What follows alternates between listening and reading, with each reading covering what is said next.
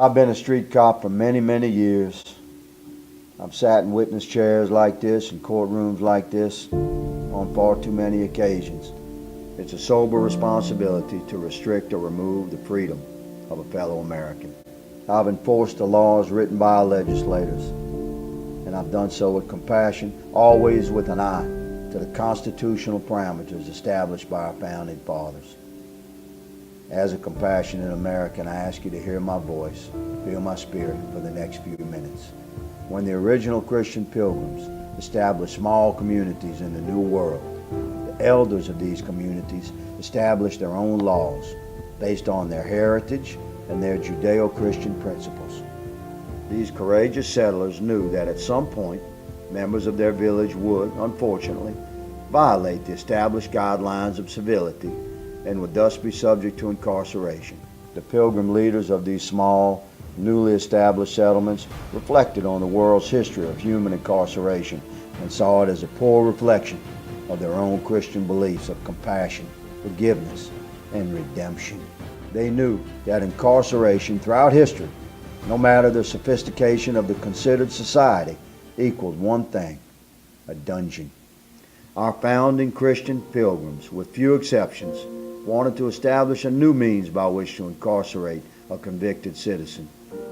They determined that a convicted man who was sentenced to incarceration would be housed in a clean, safe, secure place, treated with respect as a fellow child of God, provided basic food and water, and encouraged to seek penitence. This is why our jail system in America is called the penitentiary system.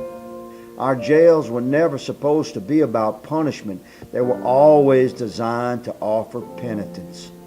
Because a penitent man punishes himself, does he not? I speak across America to law enforcement gatherings about the sacred duty of the badge, unwavering observation of civil rights, constitutionally sound, compassionate police protection.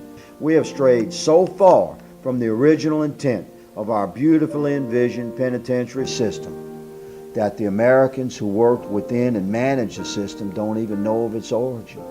I've said many times in my career that a man's character shouldn't be measured by how he falls. It should be measured by how he stands back up. That jail doesn't have to be the end of the line for a man. It can be the beginning of a life renewed. However, we as a nation have lost our moral footing with regards to our fellow American whom are incarcerated in our penitentiary system. We have allowed our jails in many cases to become houses of horror. Every statute in America, the written script of each law, born of the Spirit which called for the law to be established, carries a sentencing guideline.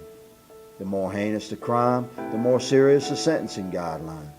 I challenge any critic to find any sentencing guideline anywhere which includes forced gang affiliation, brutal beatings, prison rape, and forced homosexual prostitution. Yet we all know that with few exceptions, this is what our jails have become. As an educated man, a compassionate Christian, a constitutionalist American, and a veteran cop, I guarantee you that we will never fix crime in America until we've addressed as a nation the disgraceful horror that we've allowed our penitentiary system to become. The men and women housed in our jails are fellow Americans, children of God. They have fallen, yes, and must be held accountable for their actions, but they're children of God nonetheless.